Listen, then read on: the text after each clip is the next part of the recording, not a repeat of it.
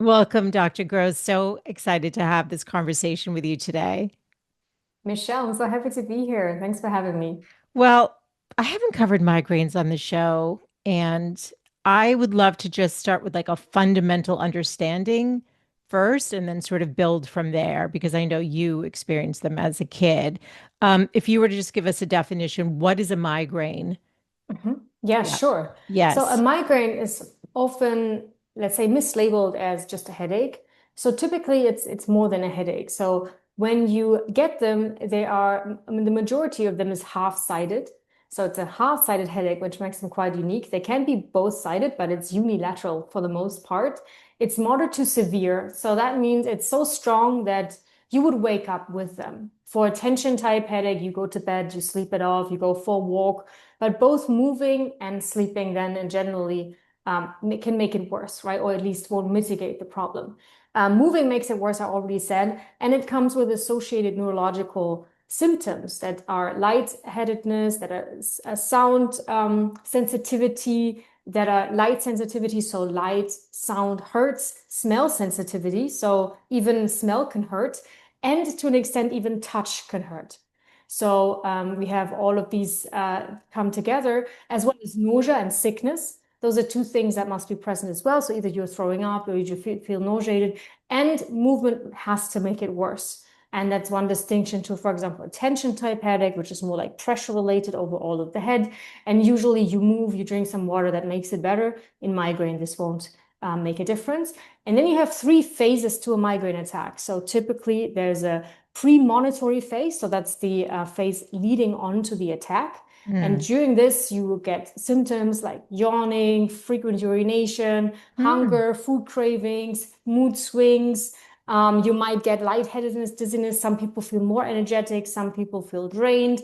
Some people get neck stiffness. Actually, 70% of migrants also have neck problems. And in a third of patients, you get an aura phase. And the aura phase really is a scary phase where you have 30 to 60 minutes of sensory disturbances that can be quite profound, typically visual. So you can go blind on half of the visual field, you can get zigzag lines, but it can also be auditory, or it can go all the way to paralysis of parts of the body. So you're completely numb, or you can lose speech, or depending on where an electrical wave of electricity, a little bit like an epilepsy, travels on your cortex, typically on your visual cortex behind here. But that's the premonitory phase. Then the headache phase hits. This is where people have to lay down, go into a dark room, hopefully take a painkiller that helps. And this is followed by the post-stromal phase. The post-stromal phase is the period after the pain, and that typically is accompanied by things like a hangover. So you feel drained, tired, lightheaded, dizzy. You're just off. You're feeling like you're recovering, and this can take hours to days. The premonitory phase can take up to a day, so the trigger can go back as far as a day or two. And the headache phase can last anywhere between 4 and 72 hours in one attack. That's a Wow. long-winded answer. That's migraine. Migraine is typically a female issue, although men can have it as well, but it's 3 to 1 females, which is why it might also be interested in your listeners. And interestingly, before puberty, it's 1 to 1 male-female ratio. After puberty and in the most productive years of life, let's say it's 3 to 1 roughly. And then when menopause hits, it goes back a little bit. So for some, it gets better. For some, during childbirth or after in the second or third trimester of a pregnancy, it can get better. So there's a clear hormonal component to it. My expertise is more about the metabolism of all of this, the metabolism in general. But I just wanted to mention that it's more a female issue to a male issue. It's also more inherited from your mother's side, which means most likely your powerhouse is your mitochondria involved because they can only come from your mother's side. But that's maybe to be discussed later, so far as Okay. an intro. Okay, so much to unpack there. So this is all really interesting, and that is how it differs from headache. And some of the things that you mentioned, like on the first phase before it comes full on, is that it can even cause numbness. So how would somebody not worry they were having a stroke? Like that's pretty scary. Exactly, exactly. And that's a lot of times that's something that it is mistaken with or confused with is that it could be a stroke, right? So Yes. that's something that you have to check always, is that it's not a stroke. And that's what most people assume when they have this aura phase the first time, because it really does have symptoms of stroke. And then it's a bit of a relief because for the most part, what happens during a migraine is scary but reversible. That's the good Yes. news. I mean, there Yes. are some increased frequency of some white matter lesions, which are kind of like mini strokes in some patients with aura, but it's not that common. And it doesn't necessarily increase your risk for stroke very much either. So that's the good news. A lot of it is reversible, or at least so small that we don't see so much on the brain scanner. But absolutely, the first association is always, am I having a stroke? So if you have migraine in your family, then maybe you can relax. Always check with a doctor. Absolutely, 100%. But Right. that is the better explanation, I guess, when it comes to the clinical outcome. Absolutely. And how many people live with migraine? Do we have stats on that? We do have stats. It's over 1 billion right now. So it's the third most common disease in the world. Every seventh person in the world has migraine in some form or another, light, severe, all the spectrum. It's a spectrum disease, so you will have all the way from like one attack a year to every day, which is chronic, and about 1.5 to 3% of chronic, which is already quite a lot. Oh, wow. So 15%, mainly women, which is maybe why it's so overlooked. Like 30 to 40 years ago, 40 now, migraine was still called hysteria, Oh, for which goodness basically sakes. stigmatized it and Oh my God. completely psychologicalized it. And meanwhile, we know it's a neurological disease. It's real, it's physical. But one thing that you need to always try to do when you look at something that is as frequent, 1 billion people out of like whatever 8 billion, how many we are right now in the world, have migraine. It's very unlikely if something is so common that it's an accident of nature, right? Something that has been passed on, underlying genetics that have been passed on for so long in so many people. It's very unlikely something that didn't have any adaptive purpose. Oh, The good interesting. news is that whenever something is so frequent, it's unlikely primarily a genetic problem. It's a mismatch between our genetics and our environment, the gene environment interaction that is not working well for you. And the great news about this is the best thing for hope, because we can absolutely change a lot of our environment. And environment, biologically speaking, makes everything from the uterus when you were born to your gut microbiome, to the food you eat, the friends and people you surround yourself with, the air you breathe, the light that shines through your eyes and your skin. All of this is environment. And a lot of that, not all of it, but a lot of this is under our control. And this is where the whole metabolism and everything comes in. But migraine, to a large extent, is at least addressable and potentially manageable, because it's most likely not primarily a genetic problem, although of course it is. But it's been passed on for so many generations, for so many years. Like there are descriptions of migraine 2000 plus years back, right? So it has been around for a long time, and now we get it all the time. Probably not adaptive anymore if you lie in a dark room most of the time, right? So something must have happened there. And that's similar to things that we have as a species as issue, right? When it's very common, you can always ask yourself, could this be a civilization or an environment problem predominantly that can be addressed? And very similar, if you think about menopause, right? You look at some of these more ancient tribes or more traditional cultures that are still around in some parts in the world, they barely have any symptoms, right? Even menopause, like why every woman gets menopause, what adaptive value that's like, why is everyone suffering so much? It's not a disease, right? But it's a big issue for so many people. You look at more ancient cultures and they don't have these big issues. So it's probably not genetic, it's maybe more environmental. Did they not So have the issues or culturally couldn't talk about it too? I always wonder about that. yeah, I mean, I wonder if they have the language, but they don't seem to be suffering these like crazy hot flashes and a lot of the other things. They Mm. do have the dip in hormones, right? I mean, everybody does, I guess, but they get less side effects from it. And Interesting. this is easy. I mean, it's fairly easy to find some explanations for these phenomena. For example, you have an ancient tribal living culture, their inflammation is way, way longer. Their oxidative stress is way longer. The toxins in their body are way longer. Their sensitivity to insulin and other metabolic hormones is way better. So they have, you can think about it as our body were a car, right? These cars are generally healthy. So now you take away a bit of the oil and the water, and a generally healthy car can kind of still drive, right? But you have a completely wrecked car that's been wrecked by all the world and the environment and everything. So you have inflammation, you have oxidative stress, you have insulin resistance, and now you take away the protective oil in the water, so the protective female hormones, estrogen, progesterone, which are strong antioxidants, anti-inflammatory, kind of like these super buffer hormones that make you feel amazing when you're pregnant. I hear, never been, right? But these are now in menopause, these protective shields that have kind of kept us alive are now gone. Of course, the car breaks down, right? Because we've already been close to being broken. So then you can feel it more. That's my theory anyway. That's And the same interesting. goes for any chronic civilization disease, right? That if you are already in a broken system, then it's Mm. just the last drop of water that has everything. And this can be any trigger. This could be a virus. This could be some kind of an infection. This can be psychological trauma. This can be the last fast food meal, whatever it is, right? That might be the drop that keeps everything overflowing and you suddenly classifying as being sick, whatever that sickness may be, depression, anxiety, migraine, whatever you may get, right?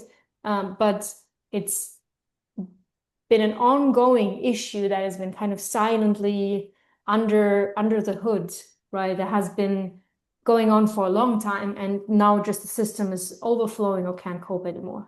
Yes. And so potentially, if you're saying there's a genetic component to migraines, for example, then the what's going to turn it on with whatever exposures you're getting, chemical over Mhm. stress, over inflammation, whatever, could maybe turn that signal on to And you're so spot on, and you're saying that. it's a That's what I'm signal. understanding from you. It's a Yeah. signal. Migraine pain is a warning signal. So you're Hmm. absolutely right. So the migraine is trying to protect you. Migraine is an evolutionary preserved, very strong warning signal. And in my opinion, that, for example, your brain is running out of energy or you have too much oxidative stress. But in a lot of cases, you can connect any migraine trigger factor with either too much oxidative stress or a deficiency in energy. And your migraine is then the signal that says, hello, stop.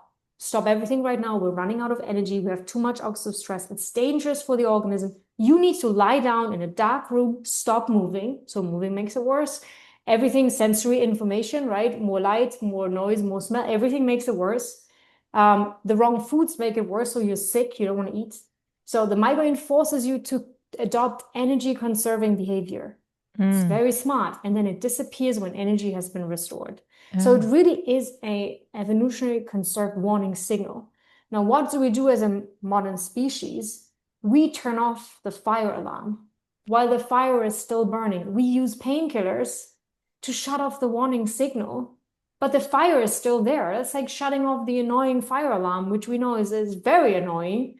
But if we don't extinguish the fire, that's not going to be any good, right? So what mm. I try to do is look for the fire, look for the sources of the fire, and try to extinguish the fire. So in very rare cases, if there's still a fire coming on, we have that migraine still as a warning signal. And the migraine in that case can be a blessing because people without migraine genetics, they might be doing a lot of harm to their body, but they never really feel it because who still listens to their body, right? I mean, me including. We're all tired, we're overworked, we still have to function, we're Yeah. kind of rushing through our day. Who listens to the body being tired? We don't have that luxury anymore, right? So Yeah.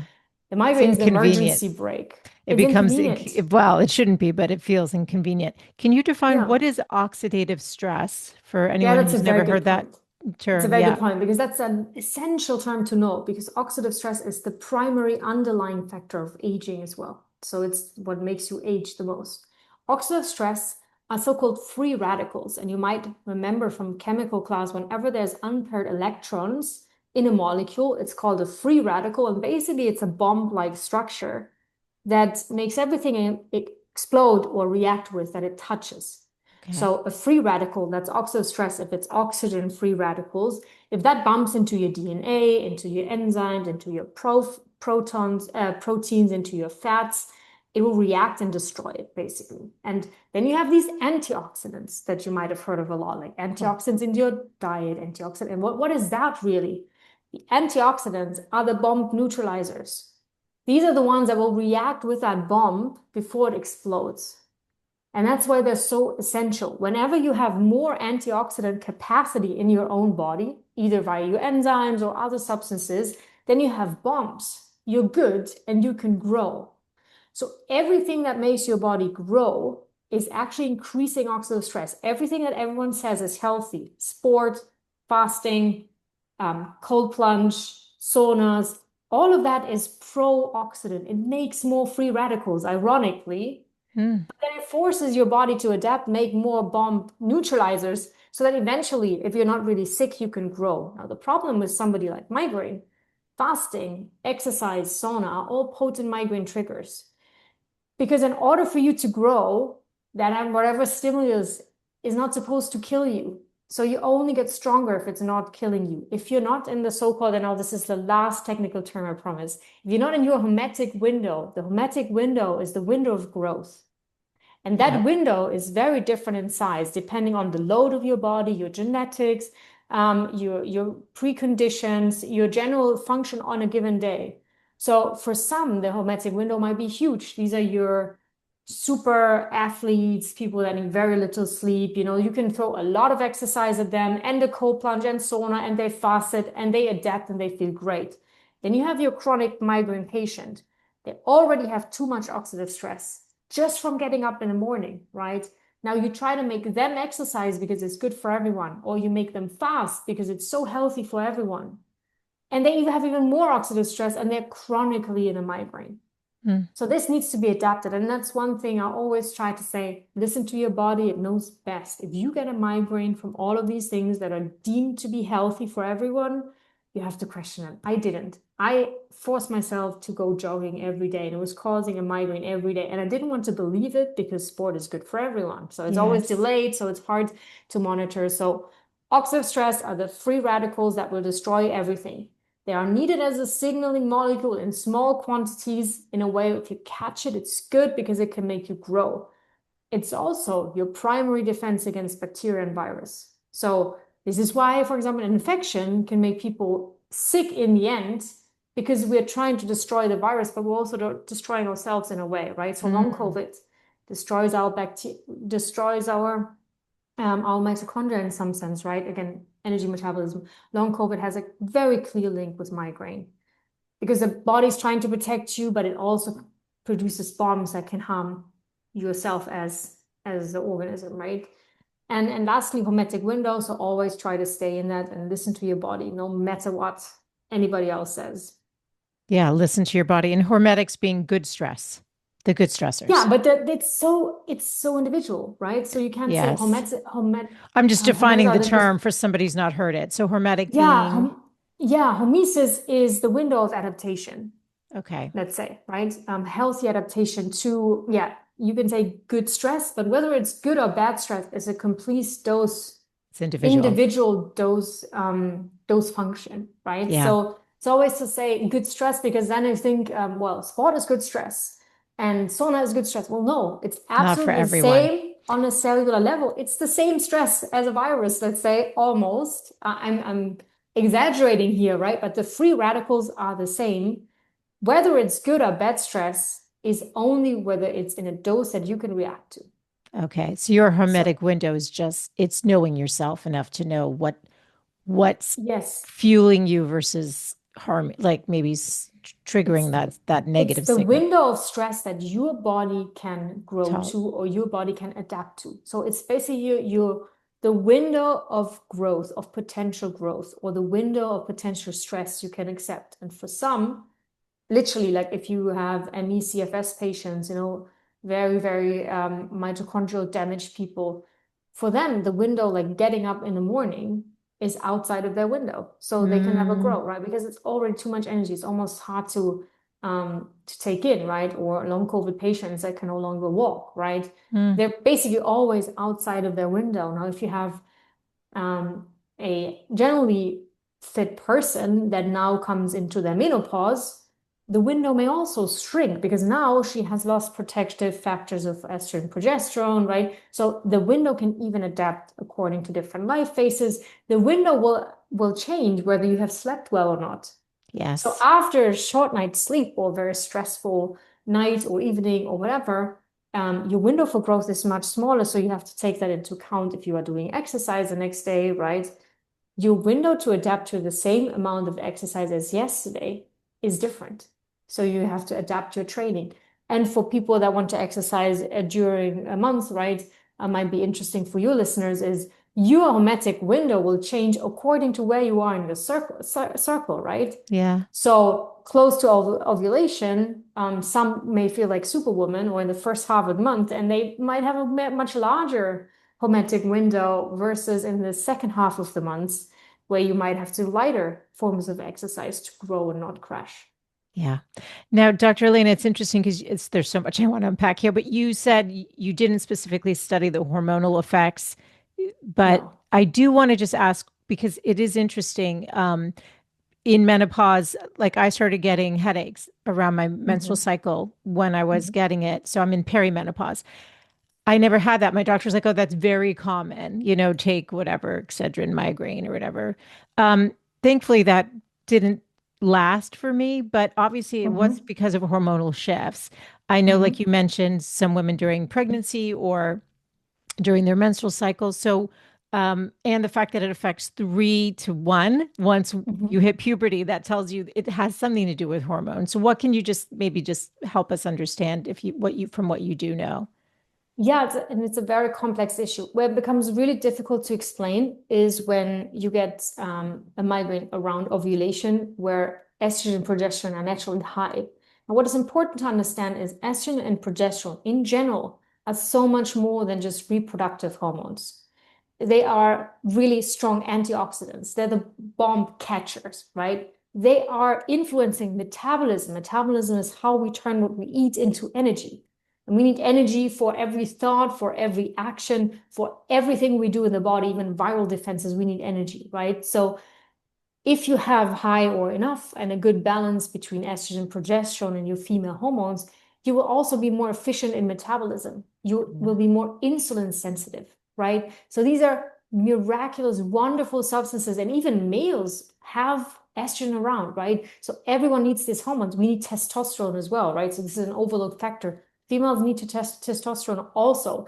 These are so important for almost every function in the body, even brain function, right? So now, when you get into perimenopause, you have a couple things going on. Your hormone levels are starting to go down and they become irregular. And now, for one, you tend to have less of that shield, less of that bomb catchers, less of those factors that make your metabolism work really well. Now, people may gain weight, unexplained weight gain, right? Because they're not efficient in using fuel anymore.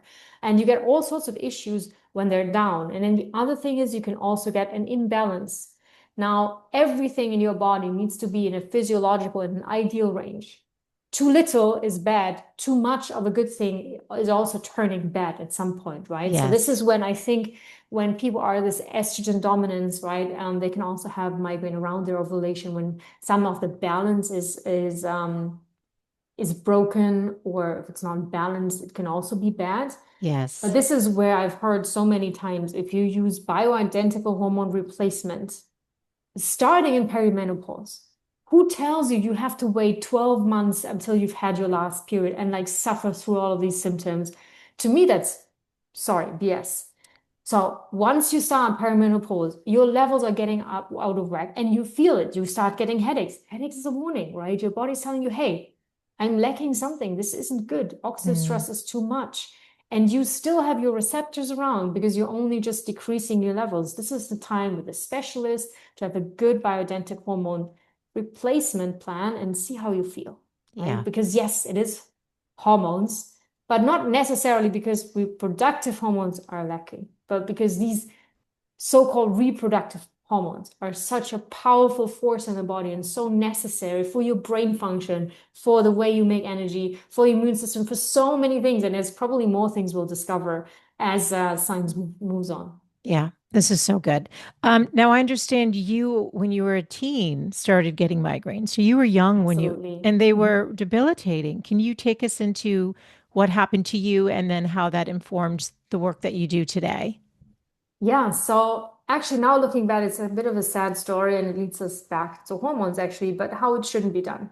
So when I was around 14, I started to get really irregular periods. My doctor, my gynecologist was observing it for a while, but it was really not getting regular. She measured I had estrogen and progesterone deficiency. Hmm, So being a traditional Western doctor, she's like, oh, we just give you the pill. Easy. So she gave me the contraceptive pill with age of 14. Half a year later, I started to get the first of these debilitating headaches that nobody knew what it was. They thought a brain tumor. I was scanned. I was psychologicalized, everything, right? And just kept getting worse. And I just want to say that we now know these pills, contraceptive pills, they don't have bioidentical hormones in them.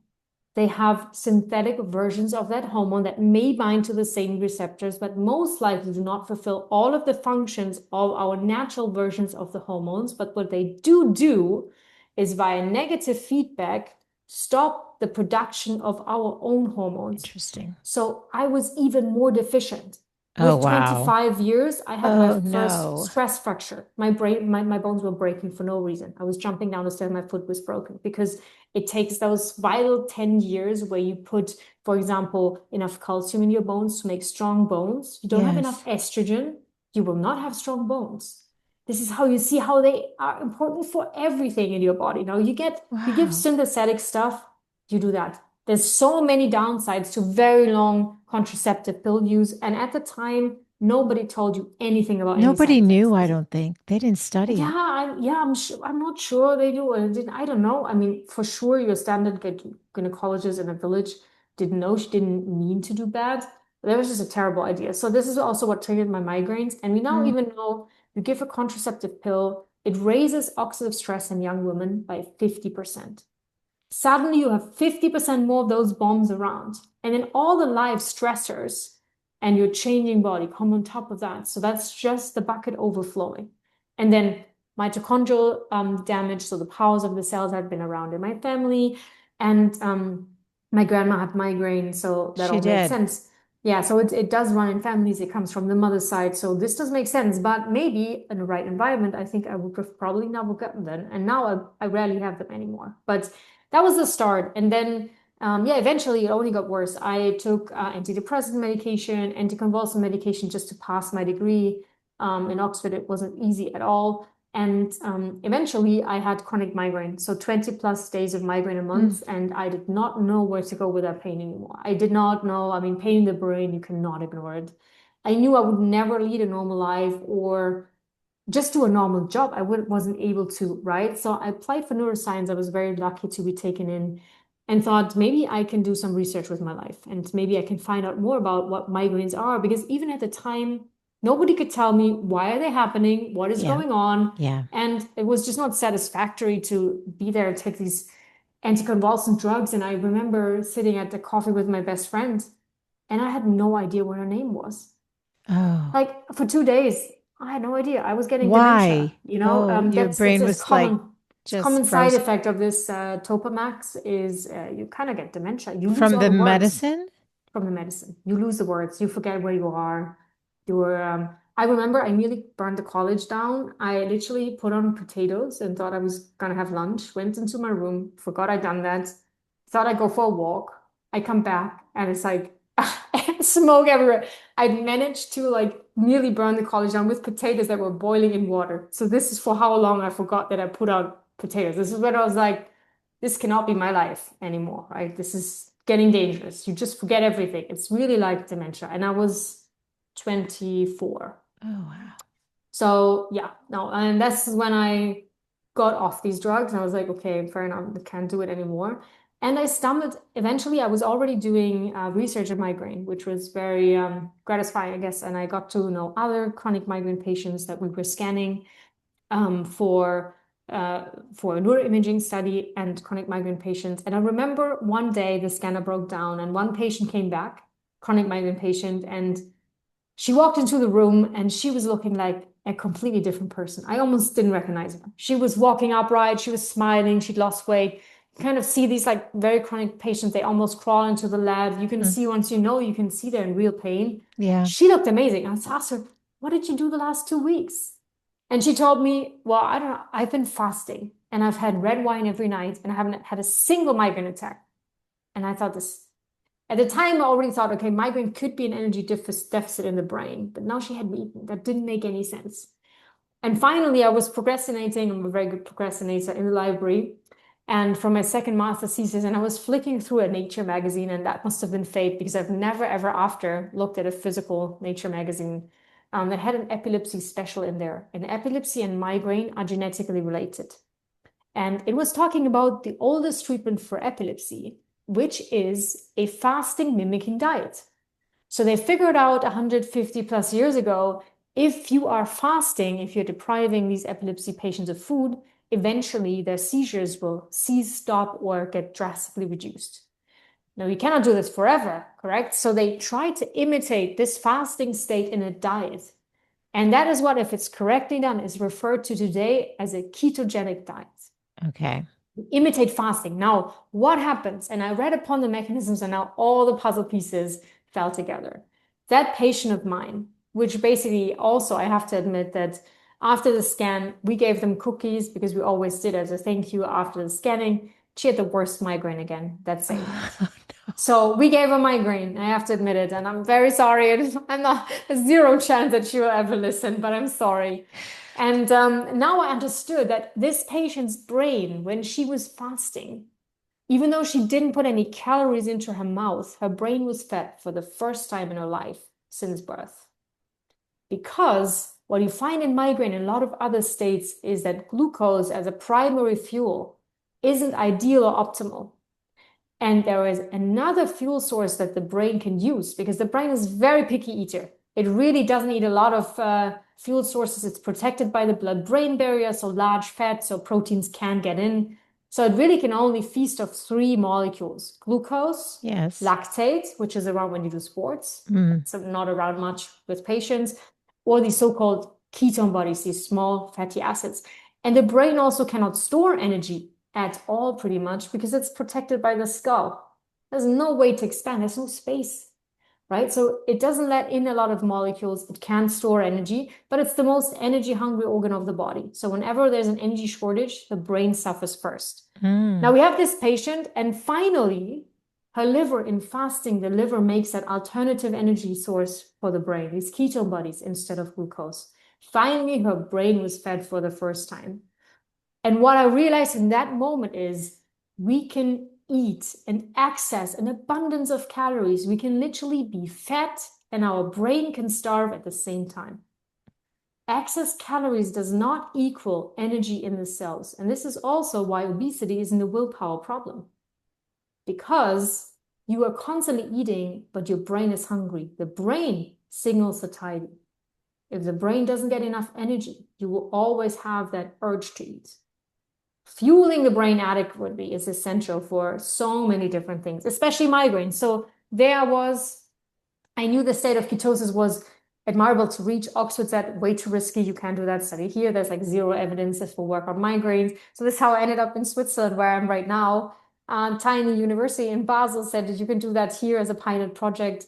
And we opted for not forcing your liver to make those ketone bodies, but we have, with some great scientists in the US and elsewhere, we have basically given ketone bodies exogenously.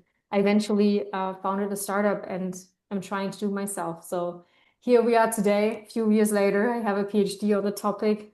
I have my brain back.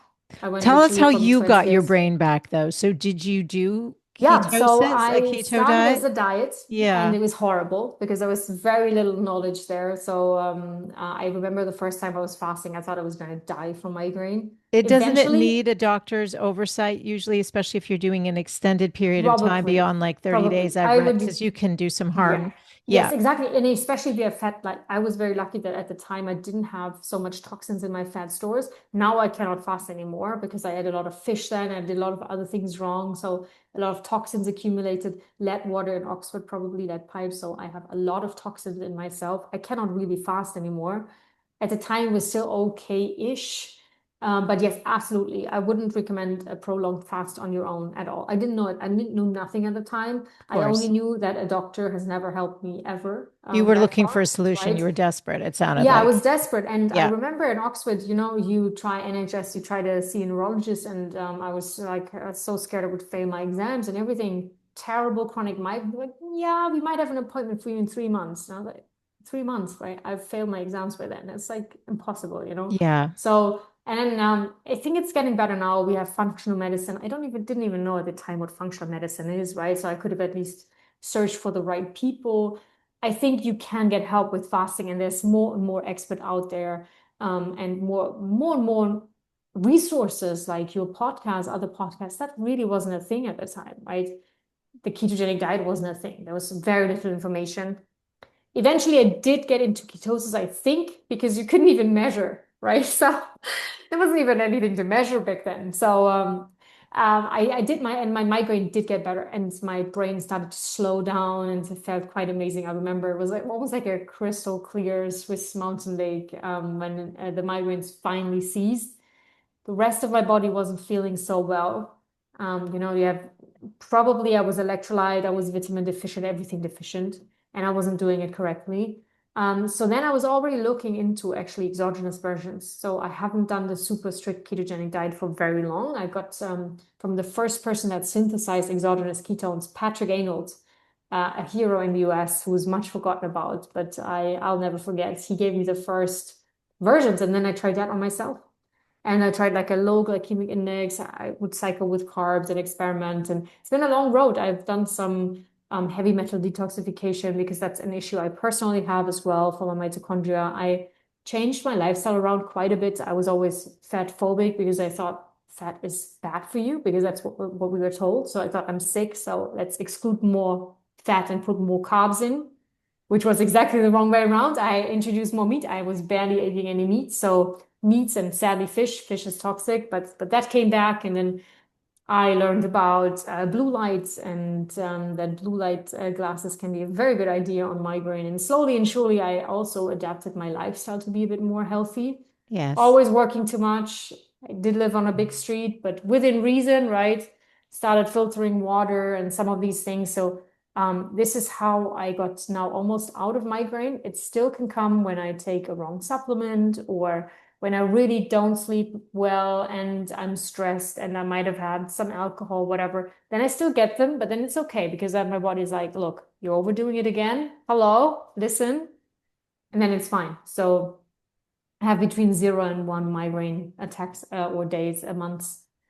I can go months without. It was a gradual progress, but ketosis really got me from 20 to a couple of days fairly quickly. Wow. Okay. So I'm just thinking about the women listening. Let's talk about maybe any common triggers that they should avoid. And yeah. It's not about avoiding triggers. And Okay. this is something that I want to tell people because that's once you're in a chronic space, I mean, yes and no. I mean, if Yes. you know you react like I to free iron, of course avoid To it, what? right? What But do you react to? free iron supplements. So Oh, iron is a yes. double-edged sword, right? So if there's Interesting. something you react to in the diet every time, Yeah. and it's not Don't good for do it. you, don't do it. Yeah. Don't do it, Yeah. right? Yeah. Yeah. But then I remember that is all my doctor said, like avoid the triggers. But then, it was What the are cheese and the they alcohol. though? What are they? Alcohol. And Yeah.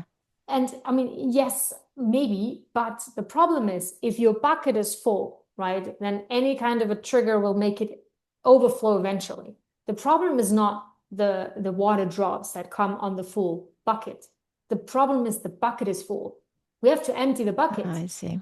and then you can tolerate the drops again. So I think the whole system is wrong. You're just trying to avoid triggers instead of emptying the bucket. Cleaning And out. we need to clean out the bucket. And that's what I want to suggest. So I have developed a 4 pillar for mastering migraine, 4 pillars that I think everybody should at least look into or try. And there's a whole YouTube series on what is metabolism, what is insulin resistance, what is the 4 pillar approach, entirely free. So if that's of interest to you, go there, watch it. but just quickly. I can So put that in the show notes. You can get me that link after, and I'll include yeah, that for anyone sure. who And we wants can to include watch that. that. But Yeah, that's basically, and it's the mastering migraine pillars, but really it is mastering metabolism in a way. So if you are low on energy, if you have any other issues that are connected to potentially poor metabolism, which could be other brain health issues or energy issues, this may apply as well. And these are important for emptying your bucket so that you can tolerate the triggers again. So I drink red wine again. I sometimes sleep less. Exercise, I can do mild, not a lot of like strenuous. I will probably never be able to do that because of my genetics. But a lot of my triggers, cheese, whatever, right? It interesting. doesn't matter Caffeine? anymore. What about Caffeine, it caffeine? doesn't matter within reason. It But does doesn't that matter. trigger or does that help? Because, you That's a hear good about people question. going off of Yeah, coffee and getting massive headaches until their body adjusts, but does it help or does it hurt? it depends. So Depends. in an acute attack, it can help. Why? Because it raises cortisol and it raises energy levels. So if you have an ongoing attack, a coming attack during the day, I recommend caffeine. Hmm. In addition to electrolytes, salt, Himalayan salt, stone salt. If you have something ketones, it can be a different product like D-beta hydroxybutyrate mineral salts and rest. So then you have the Okay. hydration, the caffeine, the mineral salts, and the salts. Amazing. Then if you get a migraine at night, you don't want to take the caffeine, you swap the caffeine for melatonin. Melatonin, super strong antioxidant. That's the acute management if a migraine does come on. And I also recommend if it's already painful, none of these things typically curb the pain, add an aspirin or some benign painkiller so just that you can survive the day, right? So that the pain-causing molecules are not coming out. But that's not emptying the bucket, that's acute management. For I emptying the see. bucket, the first pillar is you have to keep blood glucose levels stable. Blood glucose needs to be stable because it is an important energy source for your brain. What does that mean? That means, especially in migraine, you have a glucose roller coaster. If you are eating a high glucose or highly processed meal, your blood sugar goes up very quickly. Now the body has to send insulin, which is the taxi driver to take glucose inside of the cells. The taxi drivers come too late, and now there's too many. So now they pick up all the glucose that came from the food, but they pick up more of the glucose that was from there before. And Mm. now you're hypoglycemic, you have low blood sugar. So it's worse than before. What happens now? The brain senses, ooh, we're starving. We have to change that. That's dangerous to the organism. So now you get a very strong urge, a craving for high fat, high sugary foods again. So what do? You have your Snickers. The same thing happens, too much insulin, and then it's like a broken thermostat. It's either too hot or too cold. It's not Mm. ideal. And your brain really suffers. Oxidative stress is released. So, first pillar, you really have to eat whole foods.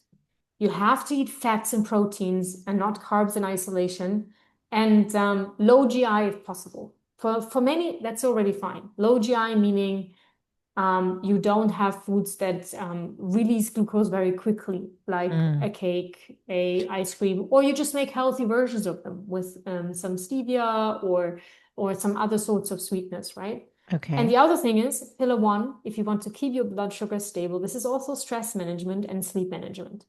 Because if you're stressed or you haven't slept well, your blood sugar will skyrocket. So it's very interesting to see. So you might want to wear one of these guys, a continuous glucose monitor, to really see how you react to certain foods and behaviors over the course of the day. Mm. This will help with pillar one. Pillar two now is not the macronutrients. Pillar two is the micronutrients. These are these guys that should be in the soil, but are not always, right? So in order for your body to make energy, to fight oxidative stress and just live, and all your enzymes and catalysts to work, you need molybdenum, you need chromium, you need boron, you need whatever, zinc, you need iron, you need copper, and you need the electrolytes. You need so many things that you might not even have heard of, but you need them, and your enzymes need them. So making sure you have enough micronutrients and antioxidants, as well as a stable supply of energy. This is your oil and your water in your car, right? Kind of the helpers is essential. And this can come with a whole foods, colorful diet if you're lucky. And this may come with targeted supplementation, high quality bioavailable stuff where necessary. Okay. Now, pillar three, and this supplementation part also includes hormones. So if you don't have enough estrogen, thyroid hormone, melatonin, you also need those micro hormones or particles in your body to function. So if you are Magnesium too? thyroid, Yeah. magnesium too. But if Yeah. you're thyroid deficient, Yeah. right? If you're, I don't know, estrogen deficient, nothing's going to work. So targeted supplementation is important. Mm. Pillar three Yes. is antioxidant defense and decreasing oxidative stress. We've talked about this at length, but this is also quite encompassing. This really means you have to look at sources of toxins. These could be in your household cleaning products. This Your can be in makeup. your makeup. This Yeah. could be in your shampoo. This can be in your water, especially if you're in the US. If you're drinking the tap water, reconsider. If you don't have a filter, this could be in your air. I live next to a huge street and now my blood is full of diesel fumes, right? So this can come from all of these sources. It can come from physical stress. We talked about exercise.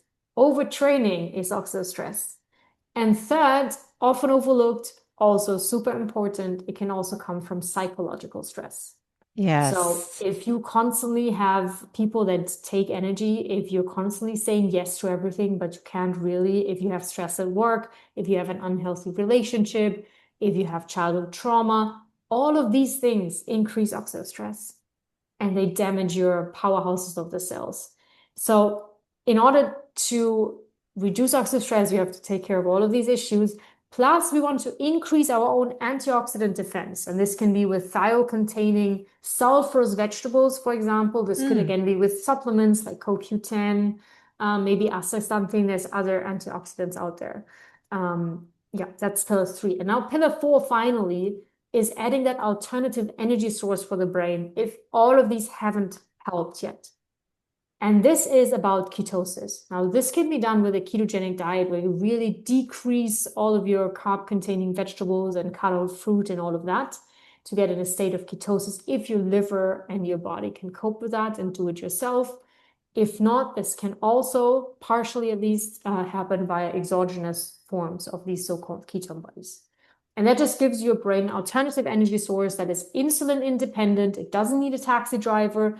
It uses a completely different tunnel to get inside of the brain. So it's just some redundancy if you have glucose issues.